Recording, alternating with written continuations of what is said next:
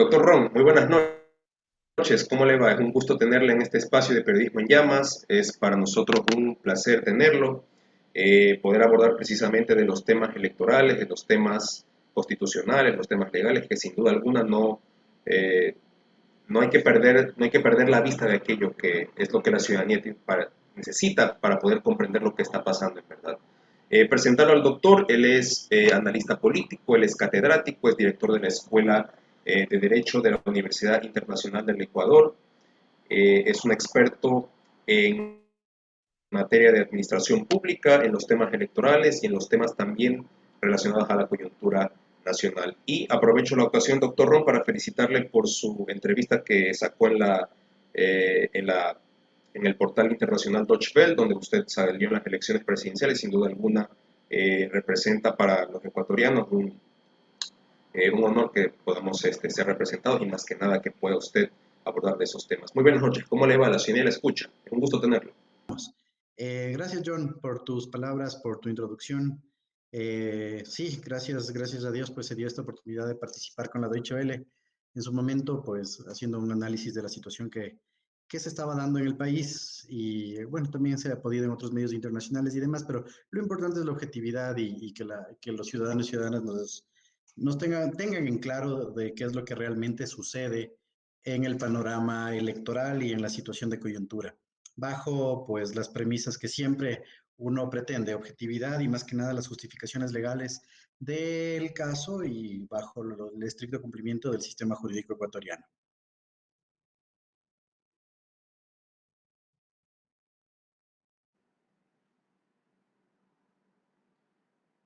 Correcto, ¿Me doctor. escuchas? Precisamente, y agradecerle una vez más por aceptar nuestra invitación. Sí, sí, sí, la escuchamos perfectamente.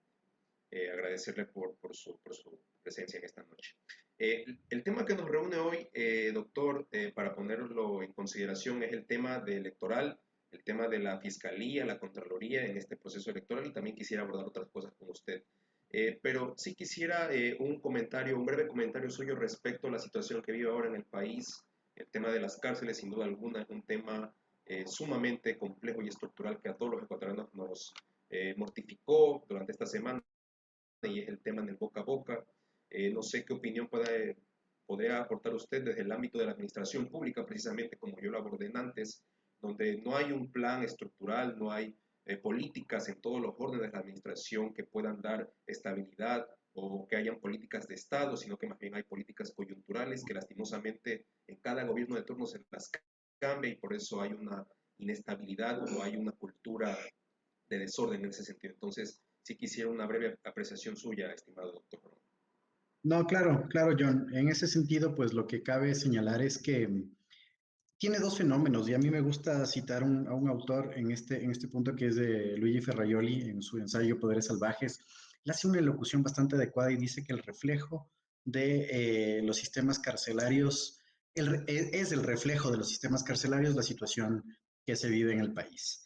Buscar una situación a un problema, una solución a un problema estructural es bastante complicado. Y en este sentido, lo que sucedió en las cárceles en el país puede ser diagnosticado, y justo lo debatía en otros espacios, como una implosión social. Social en el sentido de lo que realmente sucede en estas cárceles. ¿Sí? El problema no se abordó desde la estructura, no se abordó desde el origen, no se abordó del cómo y el cuándo salir de este tipo de situaciones. Y lo que se estaba dando en el Sistema Nacional de Rehabilitación, efectivamente, en el sistema carcelario, pues era definitivamente una bomba de tiempo. ¿Sí? No existía un control adecuado de muchos subsistemas y de muchas situaciones que regulan la situación. Te escuché, John, que hace algún tiempo, hace minutos, perdón, tú señalabas y citabas a André Benavides, quien resulta ser pues un colega y amigo, y él señalaba que fue un error la eliminación del Ministerio de Justicia como órgano encargado del Sistema Nacional de Rehabilitación Social. Yo me adhiero a esas palabras y justamente estábamos haciendo un análisis con André. ¿Y qué decíamos? Hay un importante estudio del rol de los ministerios de justicia en Latinoamérica.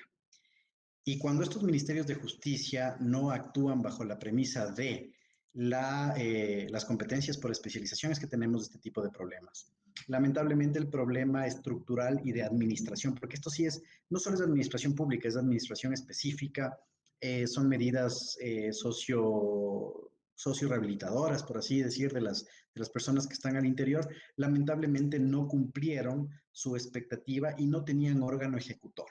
Porque cuando se vio estos cambios en la administración y pasa la administración de SNAI a la Secretaría de Derechos Humanos, no teníamos personas especializadas y el sistema se vio desadecuadamente sustentado de lo que realmente se manda. Y obviamente se perdieron los controles internos, se perdieron los controles institucionales y se perdieron los controles de seguimiento.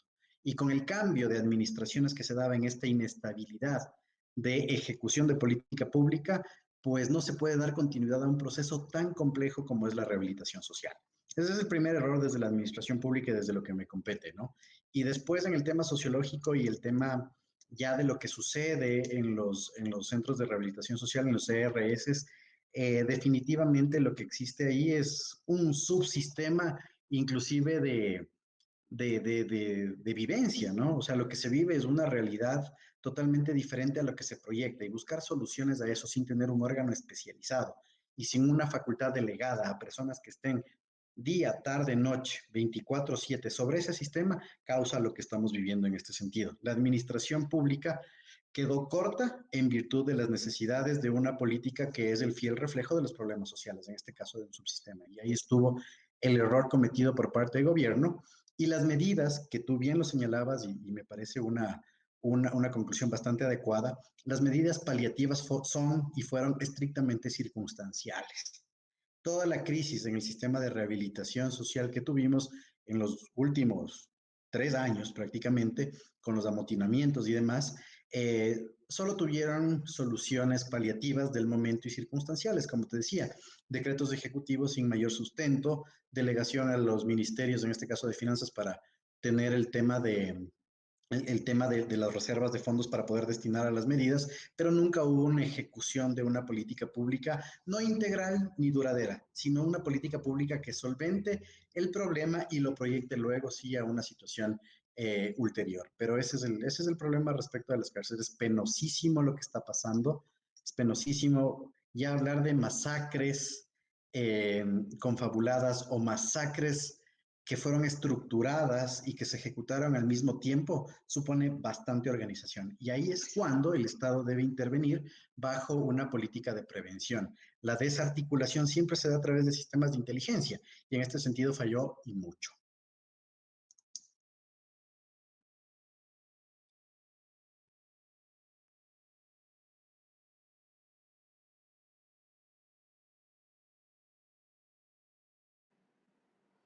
Correcto, doctor. Precisamente y lastimosamente, bueno, yo también hacía énfasis en el que falta voluntad política, no hay un sentido de autocrítica en ese sentido y lastimosamente, creo que usted lo sabrá mejor que nadie, que en redes sociales y particularmente en Twitter, lastimosamente a veces hay gente que dice cualquier cosa en vez de ir a lo de fondo. Por ejemplo, se hacía mucha pompa el tema de la base de Manta, el tema de, por ejemplo, del Ministerio de Justicia, el tema de la reducción del presupuesto en este sentido de las cárceles, y es un problema sumamente endémico que hasta el día de hoy lo vivimos como sociedad en sí, y que amerita sin duda alguna el tema de la educación y el tema de más que nada de que haya un plan integral pero serio a que complemente políticas de Estado a largo plazo en ese sentido. Sí, doctor. Ahora quisiera entrar al plano electoral. Eh, Sin duda alguna, este fin de semana tuvimos una actuación de parte de los organismos de control que, particularmente la Fiscalía y la Contraloría, que trataron de, por así decirlo, usted me va a corregir, interferir en el proceso electoral. Y, por ejemplo, la Fiscalía General del Estado estaba tratando de, mediante una resolución, donde decía de que querían básicamente recolectar el contenido digital de la base de datos, querían aplicar el principio de reserva judicial conforme a los artículos 490 y 584 del Código Orgánico Integral Penal, realizar una pericia informática, etcétera, etcétera, etcétera, y también que esté sometido a esta sección de informática del Laboratorio de Criminalística. Mi pregunta en ese sentido, para empezar con la Fiscalía, doctor, ¿hay un sustento legal o hay un marco que le permita a la Fiscalía poder iniciar investigaciones previas dentro del proceso electoral, ¿cómo van a retener esa información? Le escuchamos, doctor. Bueno, definitivamente, para mí, John, partamos de un tema, ¿no? Son, creo que decisiones que tomaron las autoridades públicas en el ámbito de sus competencias que no midieron un tiempo adecuado, lo que se le dice el timing político, y tampoco lo hicieron de una manera adecuada, que es la coordinación interinstitucional. Entiendo, y lamentablemente la Fiscalía no se expresó de manera adecuada, que la pericia ordenada por la fiscal Diana Salazar responde a una investigación respecto de la denuncia de fraude presentada por Pachacuti a través de sus personeros. ¿Sí? Pero ¿qué es lo que pasa? Y qué es lo que deja mucho que dudar. Es una actuación bastante rápida. No estoy criticando la celeridad de la Fiscalía, pero es una actuación rápida, es una actuación creo que responde a la coyuntura y es una actuación que no estuvo coordinada y eso se fue claramente reflejado en virtud de la contestación de la policía cuando dijo que ellos no estaban preparados y requerían al menos 10 días para hacer la preparación de todo lo que ordenaba la pericia. Las actuaciones fiscales por concepto o las actuaciones de investigación de la Fiscalía, Ministerio Público, no requieren de autorizaciones judiciales especiales para su ejecución. Por lo tanto, no hay una interrupción dentro de lo que es el proceso electoral a mi modo de ver. Se trató de señalar esto como una, como una coartada de tipo institucional o una coartada de tipo electoral y político para no cumplir con ciertas especificidades por parte del Consejo Nacional Electoral. Inclusive la pericia ordenada, de lo que se entiende, tenía que ver con sacar unas pruebas espejo o sacar unos repositorios de espejo. ¿Qué es esto? Cuando se duplica específicamente lo que está eh, como base de repositorio en un servidor específico. ¿Sí? Y eso se puede hacer sin la interrupción del proceso electoral. No existe como tal. Tal vez hay una suspensión inmediata o una suspensión por el tiempo que dura la pericia de la conexión de esos servidores. Pero, ¿dónde está la falla, John? La falla está en que si esto se hacía coordinadamente entre Consejo Nacional Electoral, Fiscalía y Policía, tranquilamente se podía dar una situación de coordinación en esto, el CNE prestar la colaboración adecuada, sacar esas pruebas y no pasaba absolutamente nada. ¿Sí? No Entonces, sé, doctor, disculpe que le interrumpa. En ese sentido, usted dice de que se necesitaba una coordinación interinstitucional entre el CNE, la Fiscalía, para que aborden este problema de una manera quizás más formal y menos, por así decirlo, yéndose por las ramas o meterse en camisa de once varas, como se conoce popularmente. más técnica, tranquilamente mucho más técnica. Mira, y te voy a citar un ejemplo. La Fiscalía General del Estado siempre realizó este tipo de pericias. No sé si recuerdas tú en el año 2012, cuando se hizo la reinscripción de las organizaciones políticas y que a la par se siguieron procesos judiciales a través de los cuales se ordenaron pericias para verificar bases de datos y demás. ¿Qué es lo que hacía en su momento? Y recuerdo hasta el nombre, el fiscal Fabián Salazar coordinaba con los consejeros del momento y las pericias se realizaban sin ningún problema y sin interrupción en las actividades del Consejo Nacional Electoral. Por lo tanto, yo creo que esta actuación jurisdiccional perdón, de la Fiscalía pudo haber sido coordinada interinstitucionalmente y prestarse las facilidades de ambos lados. ¿Sí? De hecho, ese es el deber ser cuando existe la coordinación adecuada y además la colaboración que tienen que prestar las instituciones en general, en este caso a una investigación. Entonces, ese es el primer error. Y el segundo, hacer todo extremadamente público. ¿Ya? Cuando tú haces público este tipo de situaciones, por querer ganar notoriedad, por tener vestigios ahí de transparencia, por tratar de inculcar que estás bajo una situación en la cual buscas que algo o algún ilícito se pretenda probar, generas una conmoción social, generas incertidumbre, generas un sinnúmero de reacciones naturales y que en este momento de incertidumbre electoral te va en contra. Entonces, en ese sentido, ahí estuvo el error de las tres instituciones, ¿sí? Un error terrible de las tres instituciones que ahora han generado un espectro de fraude. Eso por el lado de la fiscalía, ¿sí? Yo no soy experto y hay que siempre ser el zapatero de tus zapatos. Yo no soy experto en materia penal y puedo opinar hasta ahí desde el ámbito de la administración. Ahora, ¿qué pasa con la Contraloría? Eso es un tema totalmente diferente. La Sí, Contraloría, doctor. Allá sí, quería ir también. Solo paréntesis por si acaso. Usted decía que el ya, año 2012, yo en el año 2012 todavía estaba en el colegio, doctor, por si acaso. Pero qué bueno que trae colación ese caso que sin duda alguna nos deja para la retroalimentación. Entonces, solo para cerrar el tema de la fiscalía. Entonces, no hay ningún problema. La fiscalía puede hacerlo dentro de sus competencias y es absolutamente legal, para que quede constancia. totalmente. Ok. Definitivamente, definitivamente es absolutamente legal el tema. Se pueden ordenar pericias en ese sentido.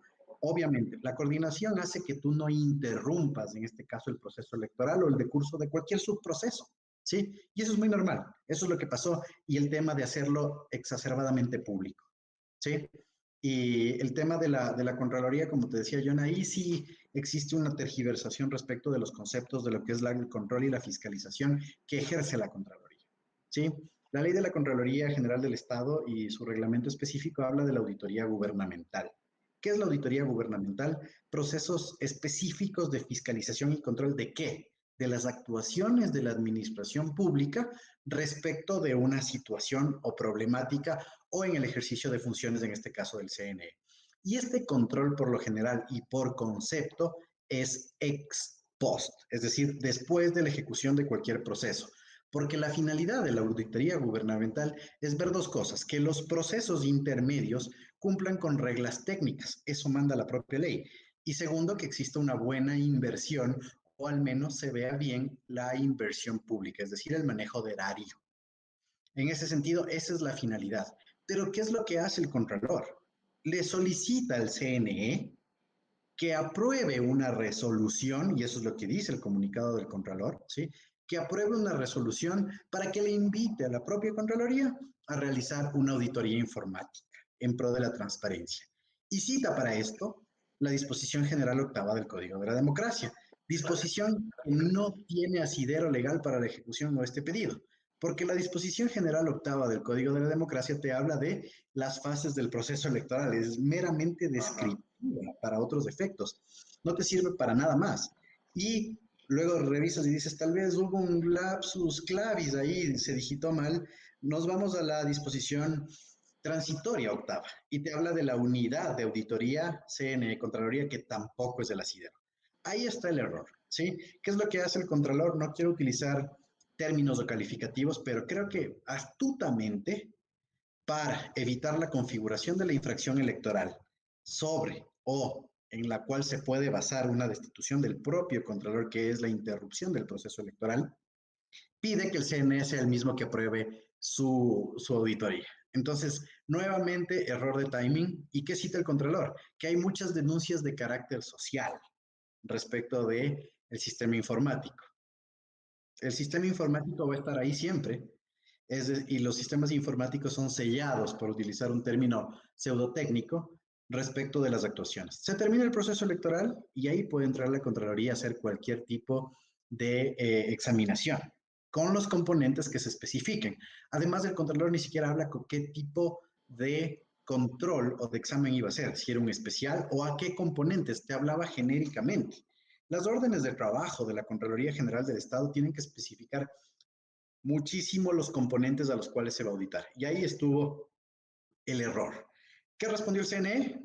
A través de resolución de pleno hace 2 días, que no aceptan la petición del Contralor. Y me parece que exageradamente el consejero Cabrera pide que se haga la denuncia ante el Tribunal Contencioso Electoral para destituir al Contralor. ¿Por qué me parece exageradamente? Porque la infracción nunca se configuró y empieza ese absurdo juego de poder entre instituciones que están llamadas a colaborarse entre ellas. Nuevamente, error de timing, coordinación y cooperación.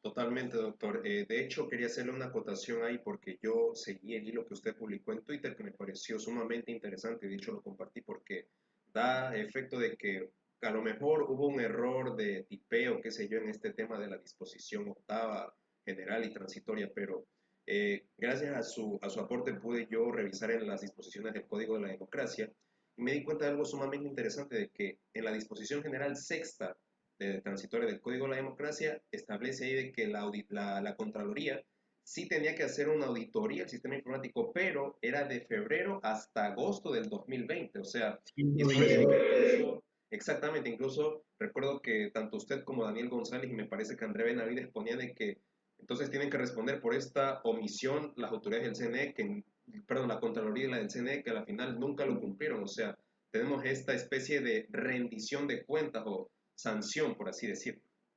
No, definitivamente, John, y no es la única que incumplieron.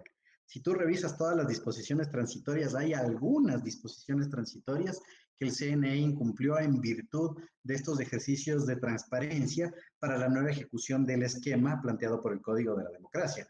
Eso definitivamente ahí sí puede actuar la propia Contraloría, pero la Contraloría no se va a hacer un harakiri. ¿Sí? La Contraloría no se va a auditar respecto del incumplimiento o de la omisión de haber creado estas etapas o estas fases que les llamaba el Código de la Democracia.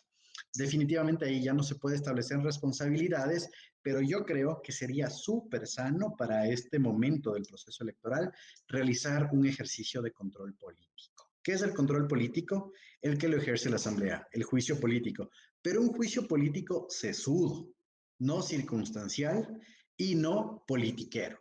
¿Sí? ¿Por qué? Ya tuvo la presidenta en su momento, hubo un pedido de juicio político que se quedó en la comisión con la presentación de sus descargos. Pero el juicio político, si bien estuvo planteado por dos organizaciones políticas, creo, y no recuerdo cuál era la otra, no tuvo asidero respecto del incumplimiento. Decían, sí, Diana también está incumpliendo un sinnúmero de normas, pero vamos a la fase básica de lo que es la subsunción jurídica, ¿sí? Tienes una norma, tienes la conducta, es decir, el incumplimiento, y sobre eso tú generas el incumplimiento, pero citar normas que han sido incumplidas sin tener la conducta, es decir, la acción u omisión respecto del incumplimiento de la norma, no te lleva a ningún lado. Y fue evidentemente político el tema porque la presidenta en su momento presentó descargos políticos, ni siquiera legales, ni siquiera fácticos. Y ahí se mal utilizó la figura del juicio político y se perdió una oportunidad, no de destitución, pero al menos de que se genere este tipo de debate y que sea, perdón que utilice un coloquialismo, un jalón de orejas para las malas actuaciones del Consejo Nacional Electoral. Yo creo que lo más sano en este punto, John, es que se haga un control político especializado, técnico realmente, en la nueva configuración de la Asamblea, para con el CNE, por la cantidad de acciones o omisiones que han tenido en este proceso electoral, que mucho deja que desear respecto de cumplimientos legales.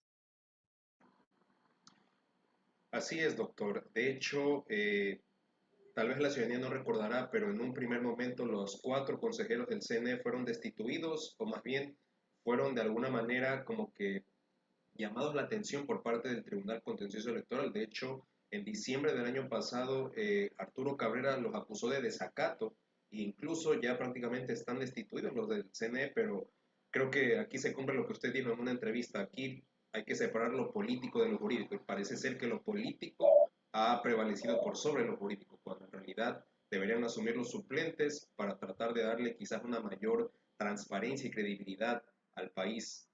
Y eso que, hablando del tema del proceso electoral, también quería abordarlo con usted, de que, por ejemplo, ha sido un proceso totalmente engorroso, inestable, o sea, empezando desde de la etapa preelectoral, porque primero el Contralor decía de que habían que eliminar cuatro partidos y movimientos políticos que no tenían nada que ver. Luego tuvimos el tema de la fallida candidatura de Álvaro Noboa, que al final no pasó en el tema de justicia social. Luego tuvimos el hecho de que una semana antes recién imprimieron las papeletas de parlamentarios andinos. Y si esto le sumamos después el error que cometieron tanto Diana Tamayo como Enrique Pita de decir que primero pasaba Yacu Pérez, luego pasaba Guillermo Lazo y se armó este despelote que nos llevó al acuerdo este que hubo el 12 de febrero entre Yacu Pérez y Guillermo Lazo de que trataban de limar asperezas, de que todos dijeron que sí, bien por el país, liman asperezas, etcétera. Y luego vemos que el 14 de febrero Guillermo Lazo se echa para atrás y luego vemos ahora de que Yacu Pérez quiere presentar impugnaciones y ya se han presentado prácticamente los resultados oficiales, tratando de hacer un compendio de todo esto que sin duda alguna es engorroso, me entenderá usted, doctor, y la audiencia. Entonces, No, no, no, le yo, quisiera preguntar, cuéntame, cuéntame. sí, sí, ¿Cuál diga, es tu pregunta? no diga, doctor, diga. No, Ah, lo que ya, te decía es bueno, que se simplifica en una cosa. Y a mí me gusta mucho el tema de la comunicación. Y esto se simplifica en una cosa, falta de vocería oficial por parte del Consejo Nacional Electoral. Las razones no las quiero decir, pero una de esas es el desconocimiento del marco regulatorio que ellos tienen. Segundo lugar, la falta de especificidad respecto de lo que es o lo que representa, por ejemplo, el tema del conteo rápido. Nunca lograron decir qué es y qué comprende un conteo rápido y eso causó una falta bueno, es una falta de conocimiento del tema técnico y ahí te preguntas, ¿no? ¿Cómo llegaron los consejeros cuando no saben explicar qué es un conteo rápido? Y eso es, pues, algo básico dentro de lo que son los sistemas electorales. Y otra cosa, John, no poder explicar qué es un empate técnico. ¿Sí? ¿Por qué el Consejo Nacional Electoral el día de las elecciones, cuando la muestra no se estabilizó a las 8 de la mañana, a las 8 de la noche, perdón, y nos dieron los resultados del conteo rápido, y recuerdo hasta los minutos, a las 9:27 de la noche, es decir, una hora y media después de esto, era porque la muestra no se estabilizaba. Y obviamente no se va a estabilizar, John. ¿Por qué? Porque la diferencia entre Yacu Pérez y Guillermo Lazo era inferior a un punto porcentual y sigue siendo en este momento. Y el margen de error del conteo rápido es 1.3 al 1.5% de error. ¿Qué tenía que hacer Diana Tamain? Decir, señores y señoras, ciudadanos y ciudadanos, aquí hay un empate técnico y explicar por qué es un empate técnico y decir, vamos al escrutinio oficial. Y siempre es bueno nuevamente comparar elección con elección. 2017, John. ¿Qué pasó? Empate técnico nuevamente en el conteo rápido. ¿Qué dijo en su momento Juan Pablo Pozo como presidente del CNE? Hay empate técnico. Vamos al conteo oficial. Y se acabó. ¿Sí? Y no tenía que pasar absolutamente nada más. Vamos al conteo oficial a hacer un llamado a la vigilancia del proceso electoral y demás, pero declarar el empate técnico. Empate técnico es igual cuando la metodología y la técnica aplicadas en la muestra no te permiten diferenciar ganador. Y se acabó. No había este problema que estábamos teniendo. Tal vez sí las reclamaciones iban a existir. Definitivamente, están en su derecho ya Pérez de reclamar. Pero nuevamente lo que sucedió es que se creó una falsa expectativa para con Yacu Pérez y para con el propio Guillermo Lazo. Ahora, ¿qué pasa después? El acuerdo democrático al que haces referencia. Se advirtió desde un momento que el acuerdo democrático no tenía asidero legal alguno, que las Eso le quería reclamaciones preguntar, tenían... doctor, disculpe que le interrumpa para que usted pueda Claro. abordarlo. ¿Fue legal? ¿Fue jurídico? ¿Cómo podemos entender este acuerdo? O sea, ¿qué aristas tiene? O sea, ¿fue legal o fue más político que jurídico? Fue, fue político, fueron aspiraciones de cada uno de los candidatos, pero se les advirtió desde un inicio, ¿sí? No hay asidero legal para llegar a un acuerdo de reconteo. El recuento de actas o la apertura de urnas o la verificación de actas se da bajo estrictos parámetros legales y en segundo lugar bajo estrictos términos temporales. Reclamaciones de las juntas provinciales, y de hecho estas ya habían cerrado su escrutinio respecto al binomio, y les tocaba venir al Consejo Nacional Electoral y presentar los reclamos de acuerdo a lo que establece el propio Código de la Democracia, ¿cierto? Es decir, poner actas que tienen inconsistencias numéricas y actas que tienen inconsistencias de firmas y verificarlas, contrastar la que reciben ellos con sus delegados políticos versus la escaneada. Y ojo, no caen en cuenta en una cosa, que eso es maravilloso, por así decirlo. Artículo 242 del Código de la Democracia. No se requiere la presentación de las actas físicas. Requiere solo evidenciar meridianamente las inconsistencias. Puede ser con una foto contrastada con el sistema. No lo hicieron así, desconocimiento o quién sabe qué pasó. Bueno, se genera este ambiente, este acuerdo, se va por 6 provincias, luego 7, luego 24, luego repetición de elecciones en Guayaquil. O sea, era una cosa ya muy tirada de los cabellos. Guillermo Lazo, por otro lado, aceptando los acuerdos. Pero obviamente yo creo que era el nerviosismo del caso y nuevamente el desconocimiento del sistema jurídico vigente en el ámbito electoral de los dos candidatos, y tengo que decirlo, de los dos candidatos que esperaron de un acuerdo sacar ciertas especificaciones para un recuento. Se advirtió que no tenían. Inclusive, la exacerbación social tuvo elocuciones como, por ejemplo, tenemos un clivaje, ahora vivimos un nuevo momento democrático, hemos esperado por este momento democrático 30 años. vamos a amanecer en un nuevo Ecuador, ¿sí? O sea, la gente estaba pletórica respecto de este acuerdo, pero se advirtió, y a mí, te voy a ser súper sincero, el día del acuerdo me criticaron un montón por haber dicho que no tenía asidero legal, y me dijeron que Uf, no era requisito del asidero legal. Dicho y hecho, al día siguiente Guillermo Lazo dice, vamos con el acuerdo, pero siempre y cuando haya la verificación y el cumplimiento legal. No es que Guillermo Lazo se echa para atrás, solo que creo que entra en raciocinio y dice, no, pues vamos a lo que dice legalmente. ¿Y sabes qué es más chistoso ahí, John? Los discursos de Guillermo Lazo de 2021 son la posición de institucional del ya, CNE en 2017. Y los de 17. Jaco Pérez en este momento son los de Guillermo Lazo en el 2017 cuando pedía el recuento nacional y total.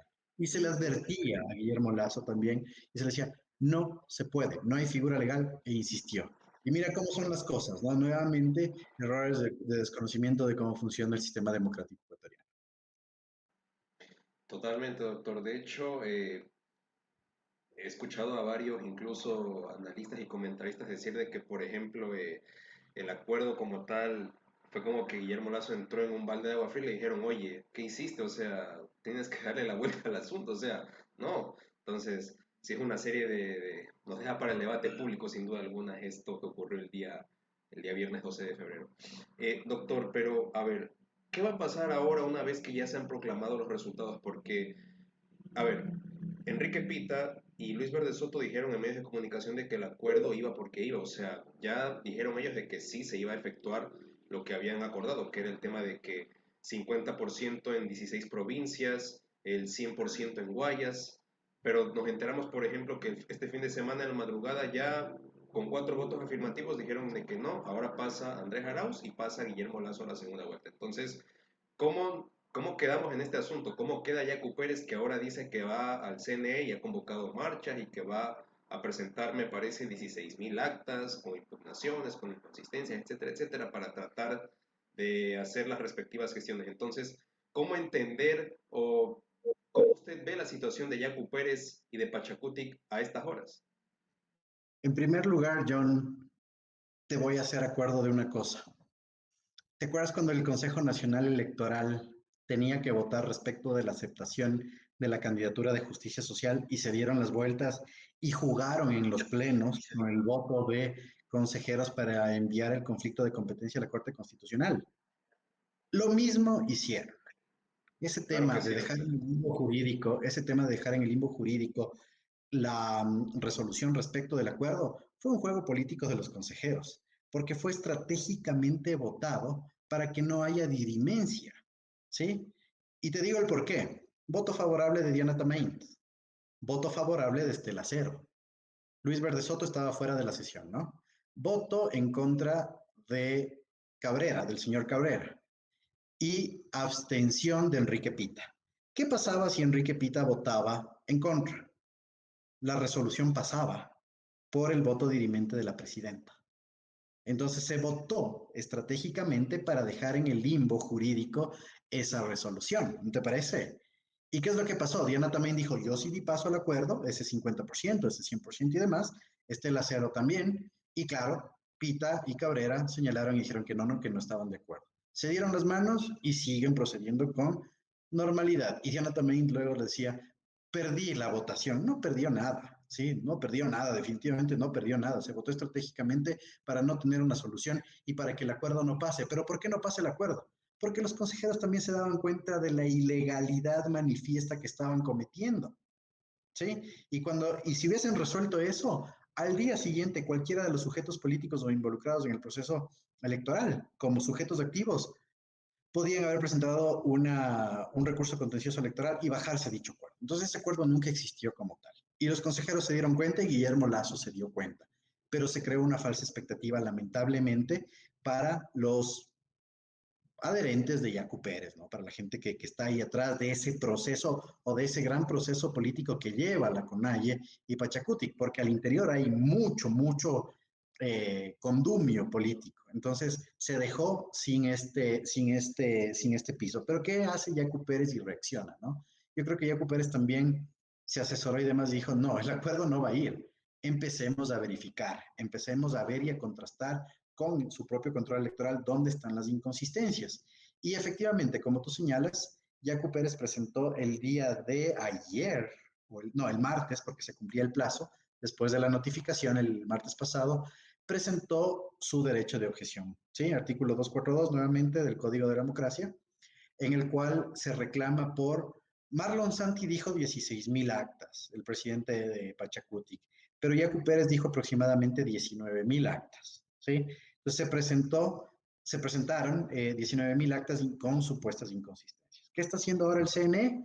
Haciendo una verificación de esas inconsistencias. De hecho, están pasándolo en vivo en YouTube, ¿no? ¿Y qué se tiene que ver? Que efectivamente las actas presentaron inconsistencias numéricas o de firmas.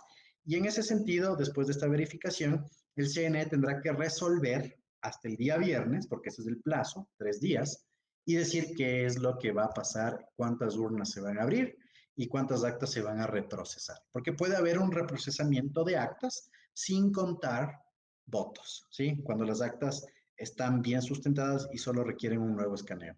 ¿Cómo deja esto a Yacu Pérez? Con un desgaste terrible, con un desgaste terrible como político, con un desgaste personal. Imagínate la lucha que viene Yacu Pérez teniendo con toda la manifestación y demás. Creo que va a tener un desmedro en la confianza social que él aspiraba a tener, definitivamente, porque obviamente después de presentar un recurso, si es que este no tiene una buena solución, obviamente su credibilidad va a bajar, ¿no? Porque va a decir que fue una lucha inconsecuente. Entonces dejan realmente mal parado a Yacu Pérez y a Pachacutic. Pero yo creo que hay una forma de reivindicar esto, ¿sí? Si es que, si es que los resultados esperados por Yacu Pérez no se dan y no se da el reprocesamiento o recuento de votos, Yacu Pérez tendrá que ser muy responsable y respetuoso y aceptar su pérdida. Eso creo que le va a elevar inclusive su imagen. Pero si se abre esas urnas, si se da un reprocesamiento de actas y esa diferencia de menos de 35,000 votos existentes entre Lazo y Yacu Pérez no se asienta, no se decanta o empieza a transfigurarse, va a estar súper complejo nuevamente por lo que le deviene al Consejo Nacional Electoral. Esa segunda vuelta va a ser muy, muy, muy compleja técnicamente y todos los ojos van a estar en el Consejo Nacional Electoral.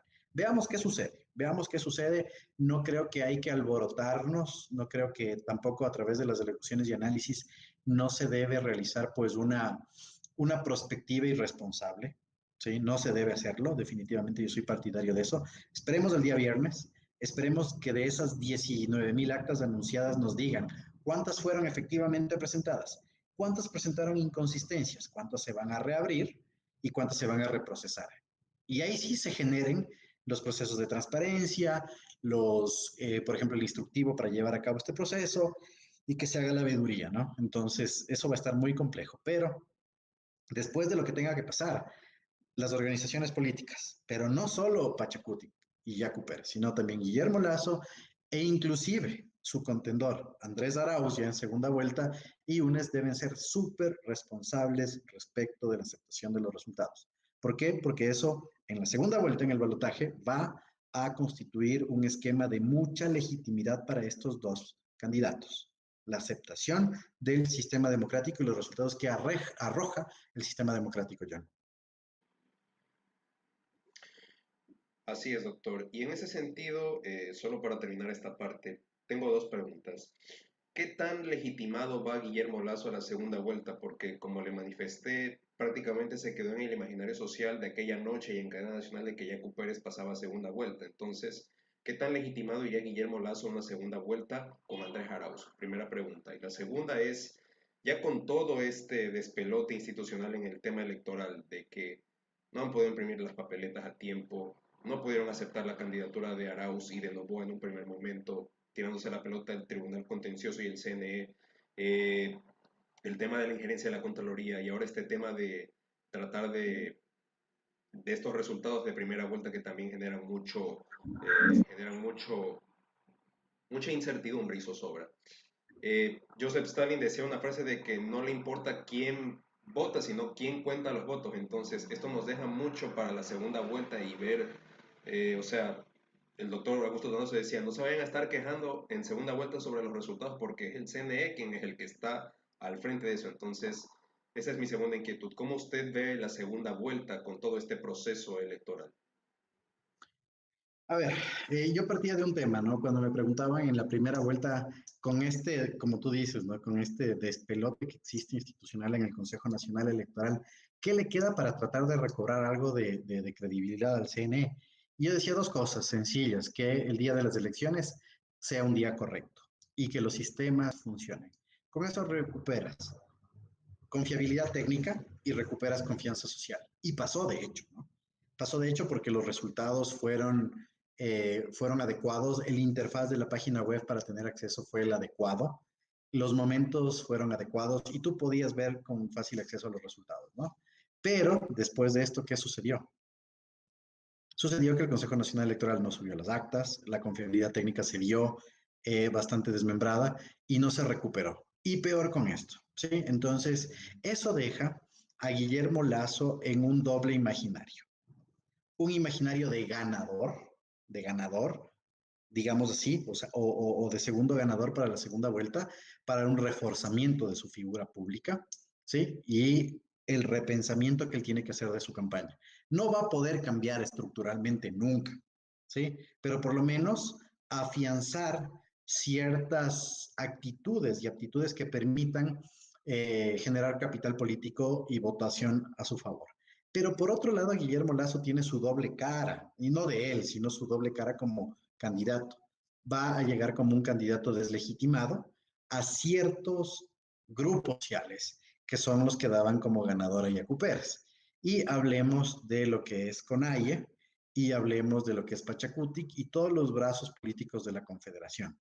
Porque la cosmovisión generada en estos grupos va a ser que su ganador era, perdón que utilice, el Yacu Pérez, como ellos mismos le dicen. El Yacu Pérez es el ganador y yo no puedo votar por ese Guillermo Lazo. Entonces, capitalizar esos votos va a ser irse contra una pared, ¿sí? A pesar de que los votos no son endosables bajo ninguna perspectiva, va a ser bastante complicado, porque va a llegar con ese, con ese prejuicio de una deslegitimación de que no fue quien tenía que estar en segunda vuelta.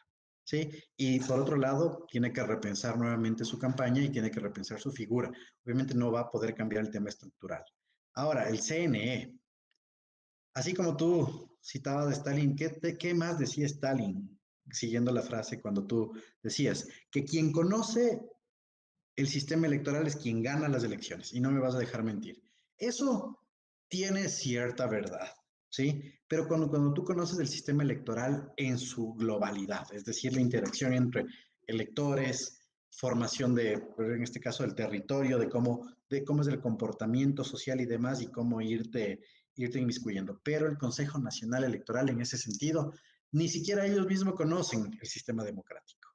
Así que el Consejo Nacional Electoral, como te digo, va a tener una ardua tarea de recomposición, no orgánica, pero sí de recomposición al menos del cómo tienen que dar los resultados y de cómo tienen que transparentar el proceso y dar acceso a las dos organizaciones políticas, o en este caso a las dos alianzas que van a ir a segunda vuelta. Caso contrario, puede haber, y te digo, ahí sí, implosión social, un rechazo generalizado. Y otra cosa, nuevamente, que es un llamado, tal vez las pocas organizaciones políticas que nos escuchan, el tema de la responsabilidad política, ¿sí?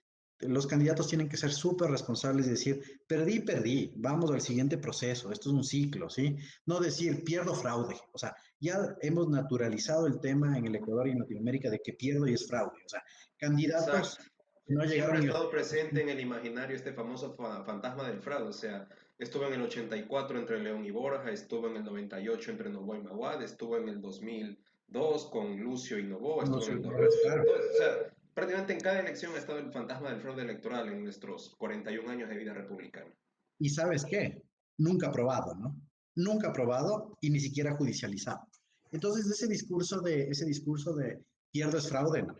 Hay que ser sumamente responsables. Las organizaciones políticas, en este caso la Alianza UNES y la Alianza PSC, creo, tienen su control electoral. Las dos tienen control electoral. Las dos tuvieron delegados en prácticamente, no te voy a decir el 100% de los recintos electorales, pero tuvieron sus delegados que les permiten hacer una proyectiva de los resultados. Y tienen que ser súper responsables, contrastar su control electoral, si tanto así lo quieren, con los resultados oficiales y reclamar lo que tengan que reclamar, pero ya no naturalizar este pierdo es fraude, no, no. Y nuevamente, siempre es bueno comparar elección con elección y no por defender a nadie, sino por ser objetivo. 2017, Guillermo Lazo, fraude, fraude, fraude, recuento. Presentó actas, se le reprocesaron 1.280 y pico juntas receptoras del voto a pedido de él sobre la base de este artículo 242 del derecho de objeción. ¿Y qué pasó? Los resultados fueron exactamente iguales. De hecho, Lenín Moreno tuvo por ahí una diferencia, creo que de 400 votos a su favor de las máximas y mínimos que se juega para tener esta diferencia en las juntas, ¿no? ¿Y qué pasó? Creo ni siquiera se presentó el recuento, ni siquiera les mandaron veedores. ¿Pero por qué? Porque sabían que perdieron. Entonces, ¿para qué Oiga, generar esa doctor, ¿sabe? especulación? Para matizar su declaración, ¿sabe? En Radio Majestad, Francisco Jiménez, quien salió electo asambleísta, de hecho, en una entrevista con Fabricio Vela, él reconoció de que no pudieron nunca probar un fraude, y él siendo uno de los militantes del Creo. Y aquí quisiera mencionar otro tema, que Jaime Nebot en el año 2017, siendo prácticamente opositor a Lazo, porque en esa época no se llevaban, él incluso decía de que el que acusa tiene que probar. O sea, Jaime Nebot lo decía. O sea, aquí tenemos una serie de declaraciones interesantes que o nadie quiere ver o nadie quiere escuchar. Es que John, hay otro tema. Tú tienes que probar cuando existe el tema del fraude, ¿no es cierto? ¿Por qué nunca se presentaron las respectivas denuncias en la fiscalía? Porque luego eso hubiese sido material para repetir en contra de las personas que acusaron de un supuesto fraude inexistente. Quien quiere llevar a las últimas consecuencias un tema de fraude debe llevarlo a la fiscalía. Y no por un impulso estomacal, ni por una, ni por una exacerbada necesidad de generar mediatización. Debe probarlo, ¿sí? El fraude electoral, el tipo penal del fraude electoral que establece el COIP, tiene que cumplir unos requisitos súper específicos y tiene que determinarse responsabilidades súper específicos o al menos anunciarlas. Y eso nunca se lo ha hecho. Nunca se lo ha hecho. ¿Por qué? Porque saben que pierden y definitivamente lo que hacen es causar conmoción. ¿Para qué? ¿Para qué? ¿Qué causó lo de Guillermo Lazo? Se quedó el espectro del fraude un año, tal vez, diciendo que Lenín Moreno era un presidente ilegítimo y por eso no pudo ejecutar política pública. El daño nos hacemos o se hacen o le hacen a los ecuatorianos en general. Porque si un gobierno entra con una deslegitimación de no haber sido electo en las urnas o bajo un fantasma de fraude, el primer año hasta recomponer ese tejido social y ganar estabilidad, no va a poder ejecutar absolutamente ninguna política pública. ¿Pero por qué? Porque tiene que decantar procesos en los cuales recobre la legitimidad social y es una pérdida de tiempo, porque lo que necesita el país es solución a los problemas inmediatos, nada más. Entonces imagínate lo que sería otra vez espectro de fraude, tratar de ganar legitimidad en el primer año, en el año y medio, ganar legitimidad no solo en el Ejecutivo, sino en toda la desconcentración del gobierno, para poder generar un ambiente estable de ejecución de administración pública, es una pérdida de tiempo. Así que las dos organizaciones, las cuatro organizaciones políticas, las dos alianzas, van a tener que ser muy, muy responsables y aceptar los resultados. Ya si son minúsculas las diferencias, minúsculas, hacer y presentar las reclamaciones. Acostumbrémonos a una cosa, a presentar las reclamaciones en las instancias debidas y no jugar con esos esquemas de reclamo aquí, reclamo acá, no me voy a lo electoral, me voy a la constitucional, me voy a lo ordinario, me voy a la fiscalía, me voy a la... No, no, no. Hay los recursos específicos en cada una de las jurisdicciones. Correcto, doctor. De hecho, precisamente uno de los puntales por los cuales se convocó a la consulta popular del 4 de febrero de 2018 fue precisamente por esa legitimidad que trataba de recobrar Lenín Moreno de su elección del 2017, donde vemos que, entre otras cosas, ahí surgió el Consejo de Participación Transitorio que, para poner en contexto a la gente, de ese consejo salió el actual CNE, que hoy todo el mundo se está arrepintiendo o recién se están dando cuenta de las ilegalidades y las arbitrariedades que está cometiendo por haber metido representantes de partidos políticos que, en vez de tener un sentido de país, tienen un sentido de interés personal. Entonces, eso, sin duda alguna, hasta el día de hoy lo sentimos. Joan, ¿y Y cuánto cuestan las sí, herramientas de legitimación? ¿Cuánto costó la consulta popular? No solo económicamente hablando, en lo referente a la división social.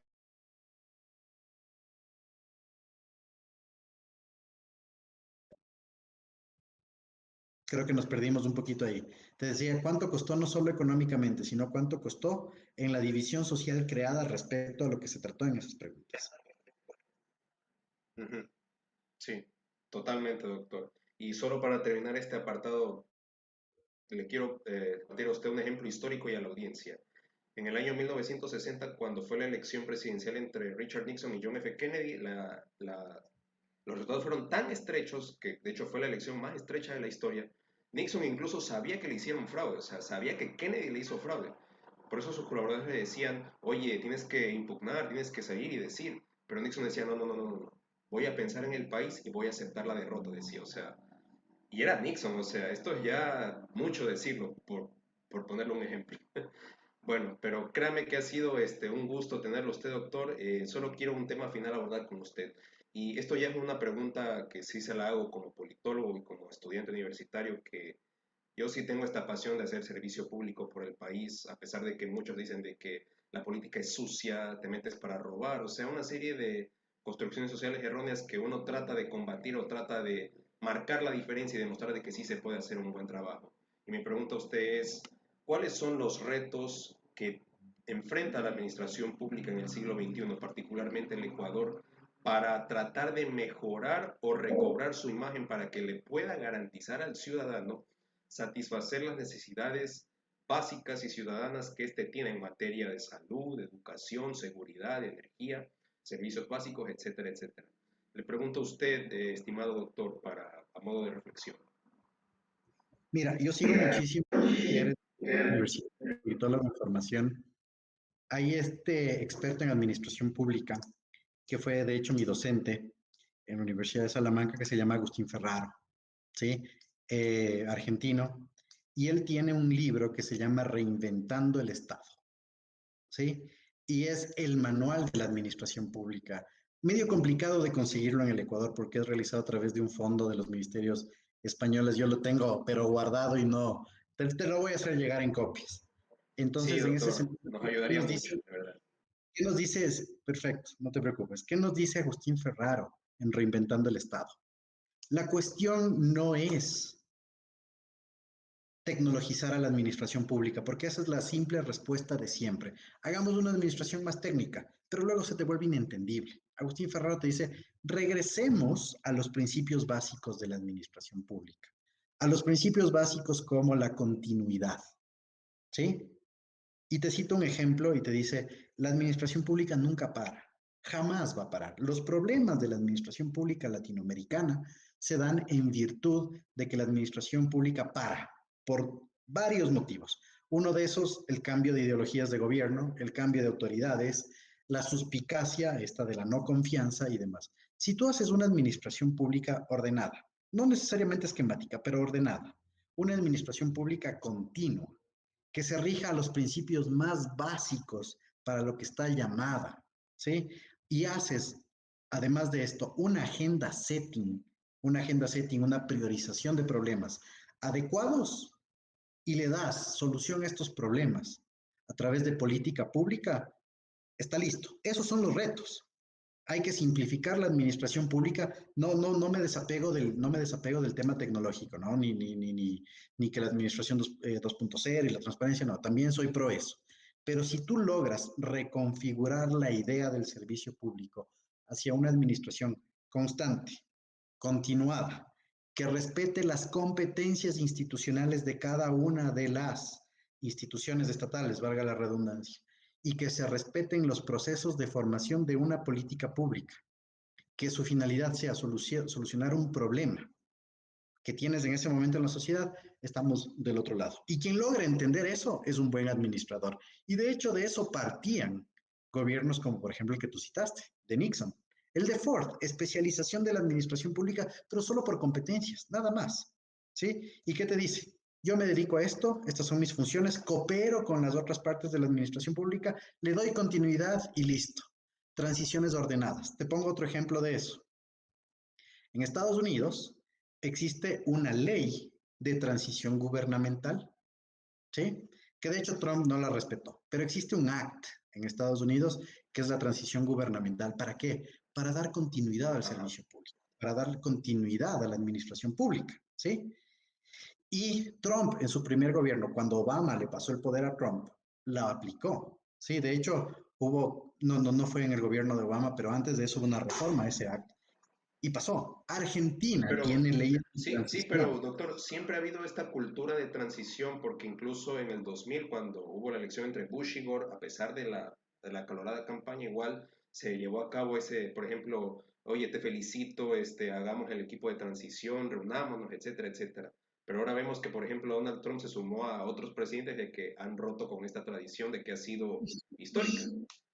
No, definitivamente, además es ley, ¿no? Y como te digo, Argentina inclusive tiene una ley de transición. Si nosotros, o sea, si es que partimos de ahí, de una transición ordenada y de continuidad, no pasa nada, pero esa transición de rompamos todo y vamos de nuevo, generemos un nuevo gobierno, no nos lleva absolutamente nada ya. Definitivamente nada. Entonces, regresar a los principios básicos de la administración pública es fundamental para que esta por lo menos funcione. Y otra cosa, política pública integral. La política pública integral es un ciclo, ¿sí? Inclusive Ferraro te lo dice, ¿no? Agustín Ferraro te dice, es un ciclo. Se estudia, se genera, se aplica, se retroalimenta y se la vuelve a aplicar. El ciclo más sencillo de la política pública, ¿sí? Pero ¿qué es lo que sucede? Aquí no hemos entendido eso. La política pública es un discurso, es un mandato, es un decreto para aplicarlo en el momento. ¿Y qué aplicabilidad tiene para hacer ese círculo o ese ciclo y reaplicarla de nuevo? Nunca, son soluciones circunstanciales, nada más. Primero, tengo el avión sin tener aeropuerto. Necesito primero un aeropuerto para aterrizar una avioneta chiquita. Es el ejemplo que siempre les doy a mis estudiantes.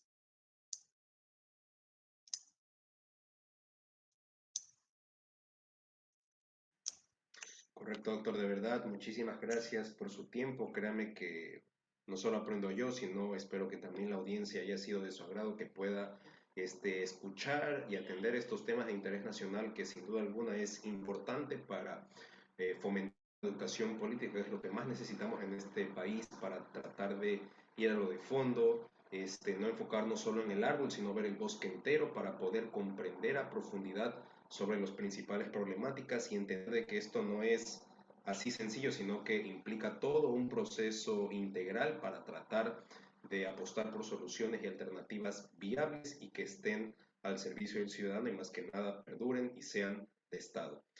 Su mensaje final a la ciudadanía, doctor.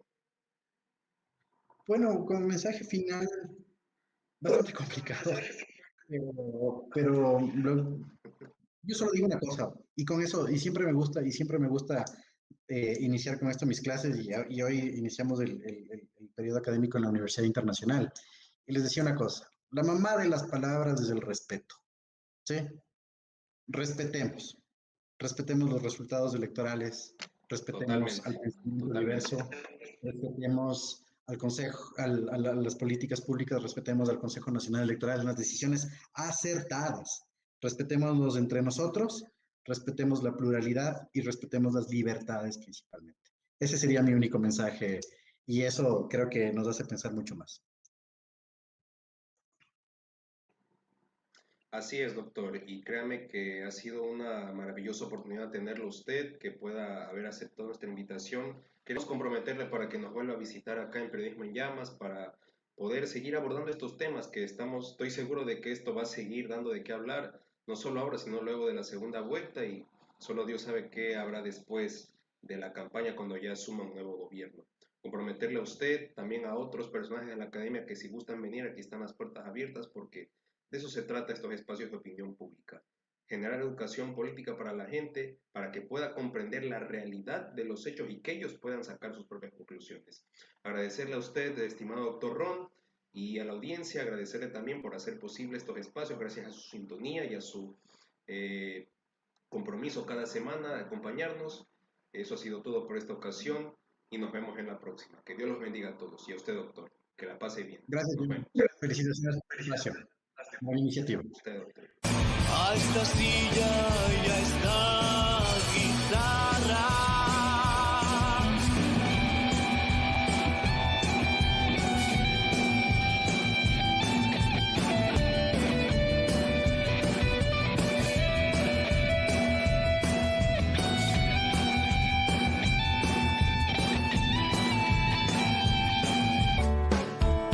No hay nada que me guste más que sus besos. No hay nada que me alegre más que su compañía. Discúlpame estos detallitos. Naciste pa' que seas feliz.